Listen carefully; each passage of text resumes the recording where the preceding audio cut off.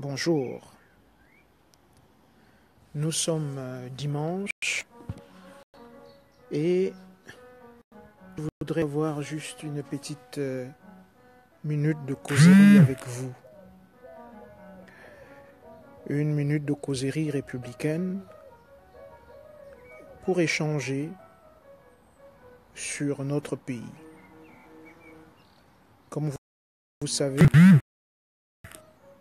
les échanges avec vous ont toujours pour but de susciter des débats,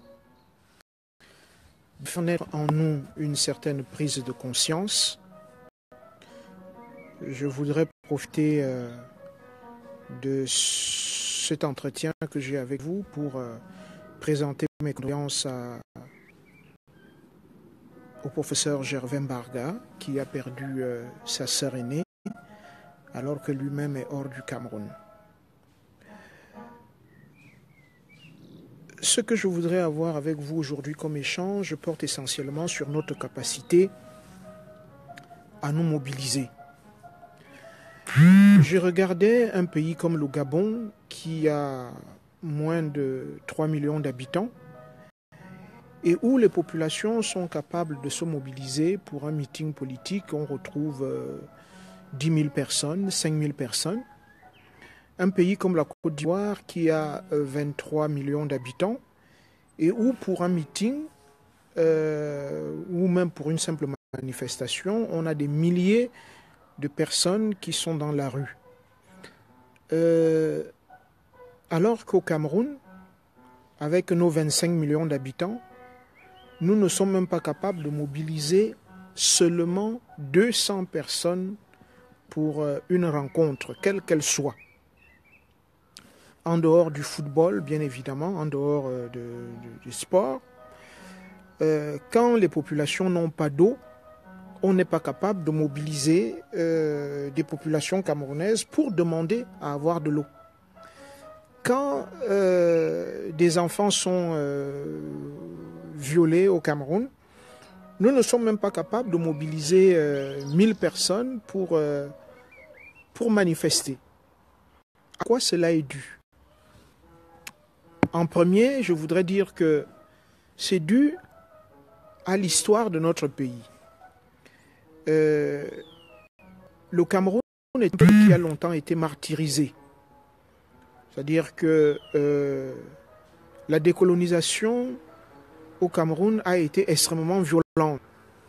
Mais on ne pourrait pas dire qu'elle a été plus violente qu'en Algérie, plus violente qu'en Tunisie, plus violente que dans un certain nombre d'autres pays. Ça, c'est d'un. De deux, je pense que l'élite qui est arrivée au pouvoir à partir de 1982 contribue largement à dissoudre le lien national qui avait été construit à partir de 1884. C'est-à-dire que les Allemands, quand ils sont arrivés au Cameroun, ils ont essayé, ils ont invité, ils ont rassemblé les Camerounais dans un espace public. Et cet espace public-là a commencé à prendre forme. C'est cet espace public, c'est ce rassemblement qui va donner naissance, il y a 70 ans, au premier mouvement syndical camerounais, qui lui-même va donner naissance au premier mouvement politique, l'UPC au Cameroun. Et André Marimbida, comme Amadou Ahidjo, ont dirigé le Cameroun en permettant justement la formation de cet espace public. Ceux qui sont arrivés au pouvoir à partir de 1982 n'ont eu de cesse que de dissoudre l'espace public, de dissoudre le vivre ensemble pour nous confiner dans les ethnies. Je m'en vais pour preuve que, par exemple, cette fin de semaine, il y a un parti politique qui s'appelle le mouvement camerounais, le mouvement pour la renaissance du Cameroun, le MRC, qui tient sa convention. Quand je regarde les échanges que les gens ont sur les réseaux sociaux, ils ne parlent qu'en termes d'ethnie, de village, donc de séparation. En fait, nous ne montrons pas que nous avons la capacité à être un peuple, à être une nation. Parce qu'un peuple et une nation, ça va au-delà du construit familial. Une nation est une construction politique. Un peuple est une construction politique. Alors qu'une ethnie est une construction, je dirais plutôt, c'est un rassemblement d'hommes et de femmes qui croient avoir une même ascendance. Donc, pourquoi nous ne sommes pas capables, nous, d'avoir ce construit politique qui devrait faire de nous un État, une nation et un peuple? Cette question, je vous la pose parce que, bien évidemment, il ne faudrait pas que je sois accusé de venir avec des termes purement universitaires pour m'adresser aux hommes et aux femmes qui n'en demandent pas. Il faudrait que chacun de nous soit capable d'apporter des réponses aux questions que nous nous posons. Pourquoi nous ne sommes pas capables de nous mobiliser quand on a besoin d'eau? Pourquoi nous ne sommes pas capables de nous mobiliser quand il y a des accidents de circulation? Pourquoi nous ne sommes pas capables de nous mobiliser quand il y a des trafics d'enfants dans notre société? Pourquoi nous ne sommes pas capables?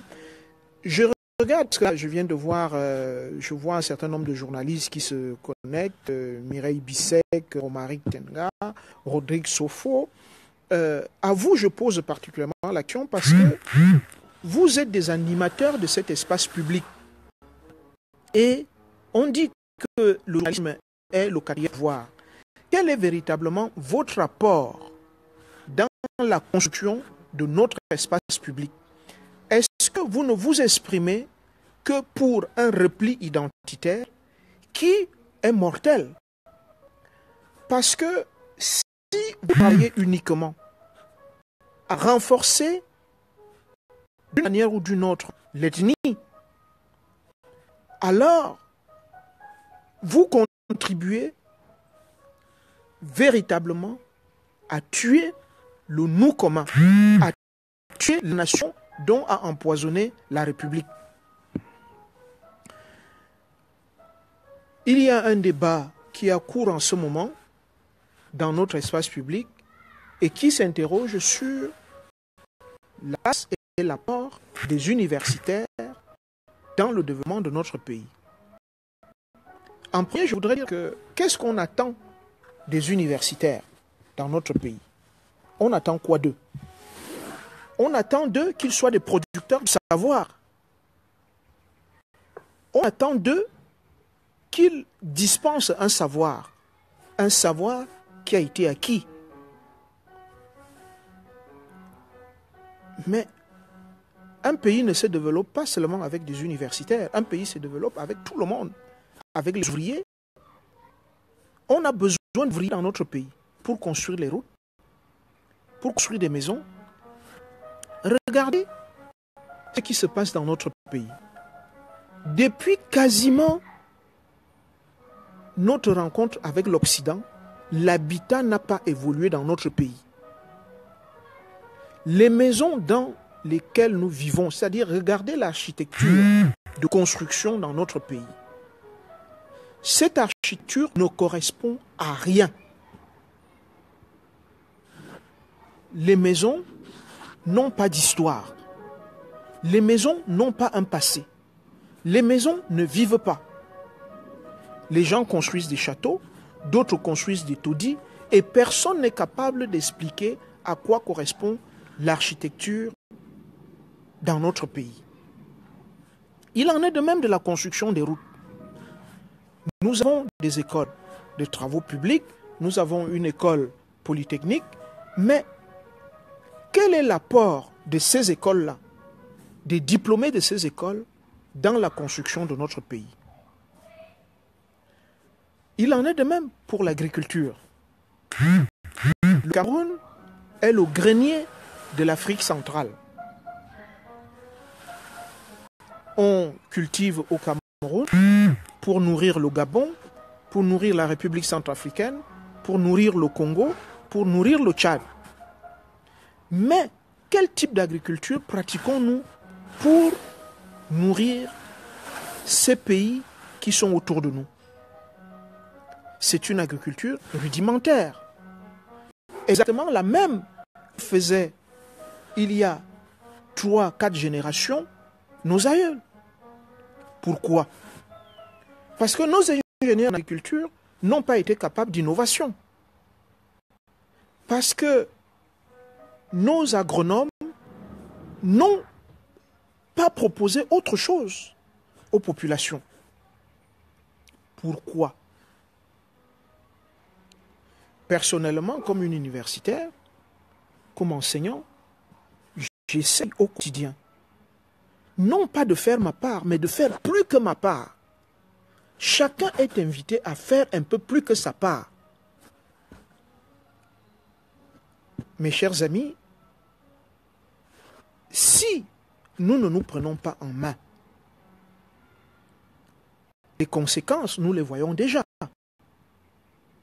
Je vous dis, nous ne sommes même pas capables de réunir 10, 15, 20 000 personnes. Nous ne sommes pas capables de rassembler une centaine de personnes. Là, vous êtes une dizaine à me regarder, mais il y a combien qui sont capables de dire « Je vais partager cette vidéo pour que d'autres écoutent ce que ce monsieur nous dit aujourd'hui ». Il y en a très peu. Pourquoi? En fait, Jean-Paul Sartre a dit que le regard de l'autre loin de ma vilire m'enrichit. C'est l'ouverture à l'autre.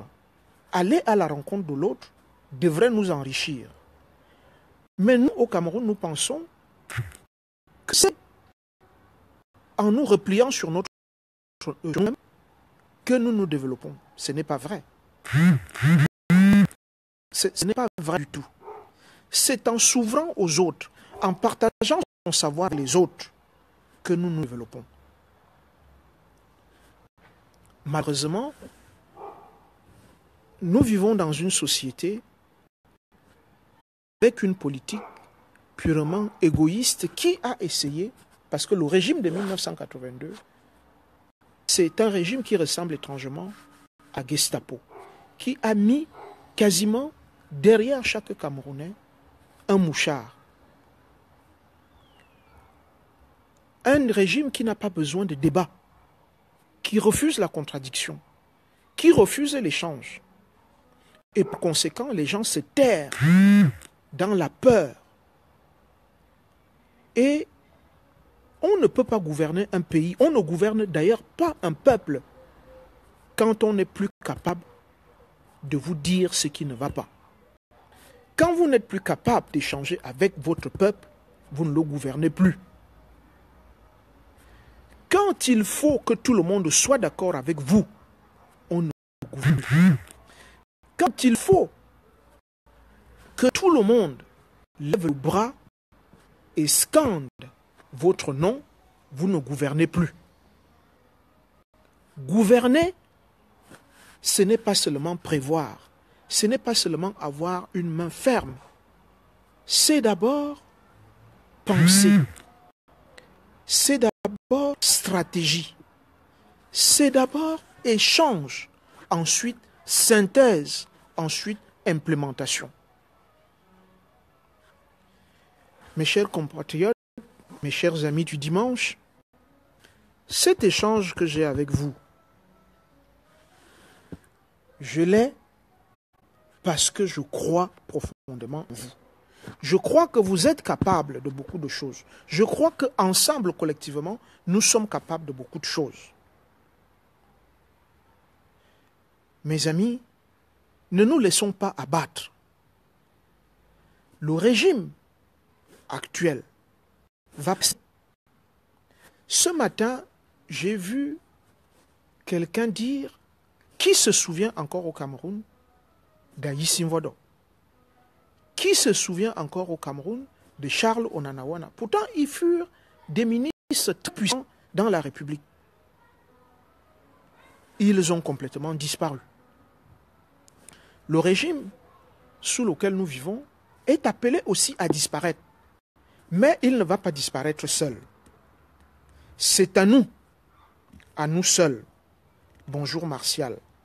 C'est à nous et à nous seuls de nous mobiliser pour une réelle confrontation. Je ne vous demande pas de prendre des armes. Je vous demande de combattre avec les idées, de provoquer le dialogue. Parce que nous avons besoin de dialoguer entre nous. Nous devons nous mobiliser plus que par le passé. Si nous ne le faisons pas, nous serons envahis par les Turcs, nous serons envahis par les Chinois, nous serons envahis même par les pays voisins. Parce que, bien évidemment, nous n'aurons pas su nous mobiliser à temps. Je vous assure, bonjour Sally, bonjour Trésor, je vous assure que le régime sous lequel nous vivons a profondément détruit et déstructuré le Cameroun. Regardez comment nous nous détestons entre nous. Regardez comment nous nous sommes asséchés année après année, au point où nous ne représentons plus grand-chose en termes de réflexion, en termes de solidarité, en termes de regard que nous pouvons porter à l'autre. Mes chers amis, l'égoïsme dans lequel nous vivons n'est pas bénéfique, ni pour nous-mêmes, ni pour vous, ni pour ceux qui sont autour de vous. C'est à vous et à vous de changer les choses. C'est à vous et à vous seuls de dire que vous constituez, qu'ensemble nous constituons une force de réflexion, de travail et de changement. C'est ce à quoi je m'attelle depuis bientôt 12 ans. 12 ans, c'est beaucoup dans l'engagement politique. 12 ans, c'est beaucoup pour la vie publique.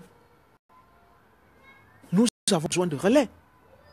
Nous avons besoin de savoir que nous ne courons pas vers le martyre, que nous courons vers l'avènement d'une véritable république démocratique, d'une république qui encourage l'initiative privée, vers une république qui n'abandonne pas celui qui tombe au bord du chemin. Tout cela est possible. Mais ce n'est possible que si nous nous mobilisons. Si tous nous nous mobilisons, ce n'est pas l'affaire de 2, de 3, de 4, de 5, de 10 personnes. C'est une affaire de 25 millions de Camerounais. C'est à nous tous de nous mobiliser. Ne nous disons pas, je vais le faire quand tel se sera mobilisé. Je vais le faire quand tel autre se sera engagé. Non. Engageons-nous, que chacun sorte de sa maison, que chacun sorte de son confort, que chacun avance. Et c'est en avançant ensemble que nous arriverons à quelque chose de plus grand, de plus beau, mais aussi de plus équitable. Parce qu'il y a un besoin d'équité dans ce que nous faisons. Oui, voilà, j'avais choisi juste de vous prendre quelques minutes. Je sais que le dimanche, c'est très important pour que les uns et les autres soient en famille.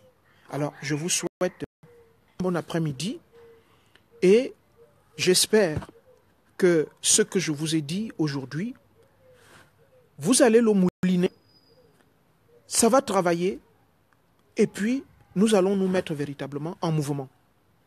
Tant que nous ne serons pas mis en mouvement, rien ne se passera.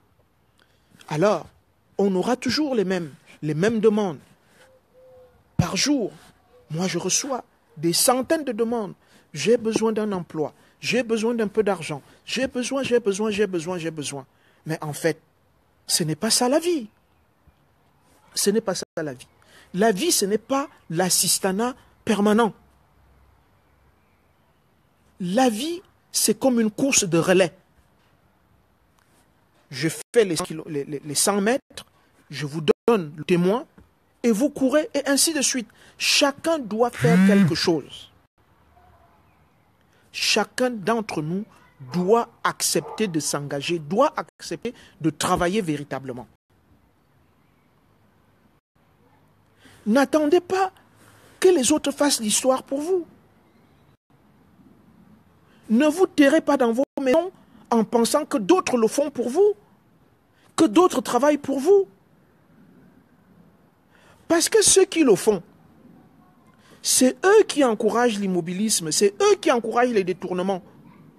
Quand vous passez votre journée à demander de l'argent aux autres, parce que tel a un poste, on l'appelle, on lui dit on a besoin d'argent, on a besoin de ceci, on a besoin de cela. L'autre, celui qui gère un budget de la République, est obligé de tremper, de plonger la main dans les devises qui ne sont pas les siennes. Donc vous aurez contribué d'une manière ou d'une autre à envoyer quelqu'un en prison parce que vous lui avez adressé un certain nombre de demandes dont il n'était pas capable de satisfaire. Mes chers amis, il n'y a aucune société qui se développe dans l'assistanat. Nous devons travailler. Travailler, c'est créer de l'emploi. Et pour créer de l'emploi, nous avons besoin d'un certain capital confiance. Et nous savons que ceux qui nous gouvernent depuis 1982 ne jouissent plus d'aucun crédit, donc d'aucune confiance. Nous devons, dans nos têtes et dans notre mouvement, nous dire déjà que ces gens-là doivent partir. Le président Biya et sa clique de 1982 doivent tous partir. Ils doivent débarrasser le plancher. Ils doivent partir pour permettre à une nouvelle génération d'hommes et de femmes d'arriver aux affaires avec plus d'énergie, avec plus d'entrain, avec plus d'élan, avec plus de générosité, avec plus d'idées. Nous avons besoin de le leur dire. Mais le dire ne suffit pas. Il faut le provoquer. Il faut amener le président Biya à réaliser qu'après 35 ans passés à la tête de l'État, après plus de 50 ans de vie publique, le chef de l'État est rentré au Cameroun en 1963. Avec 50 ans de vie publique, plus de 50 ans de vie publique, il y a un moment où l'on a besoin d'aller se reposer. Et le président Biya n'est pas seul. Il y a des gens qui sont au pouvoir, qui sont à la tête des sociétés d'État depuis 40 ans. Je dis bien 40 ans, ils occupent le même bureau. Depuis 40 ans. C'est-à-dire qu'avant 1982, ils étaient déjà directeurs généraux de sociétés et ils y sont encore. Ces gens-là ont contraint leurs propres enfants à l'exil parce qu'ils savent qu'ils ont tout gâté dans le pays. Ils ont tout empoisonné dans le pays. C'est à nous de leur dire que ce n'est pas normal. Ce n'est pas normal de détruire tout un pays, d'assassiner des générations et des générations pour notre seul et unique ego. Nous devons dépasser ce que nous faisons aujourd'hui. Nous devons aller au-delà de notre nombril, au-delà de là où s'arrête notre regard. Nous devons nous dresser tous contre ceux qui, depuis 1922, détruisent l'avenir des millions de jeunes Camerounais qui meurent tous les jours dans les déserts du Sahara, qui sont pourchassés en Guinée équatoriale, qui meurent au Maroc. C'est une force, une énergie, une verdeur de l'âge que nous abandonnons. Mes chers compatriotes, je sais que nous sommes capables de beaucoup. Nous sommes capables de reconstruire ce pays. Mais pour le reconstruire, nous devons d'abord pousser ceux qui sont là à la retraite. Nous devons amener le régime de 1982 à se retirer. Avec élégance, bien évidemment. Pour que nous puissions construire autre chose. Et c'est possible si chacun d'entre nous, dans son fort intérieur, se dit « Je suis Camerounais ». Pas Ewondo, pas Eton, pas Boulou, pas Manguissa, pas Baham, pas Banganté, pas Tchang, pas Foto, mais Camerounais. Nous sommes Camerounais.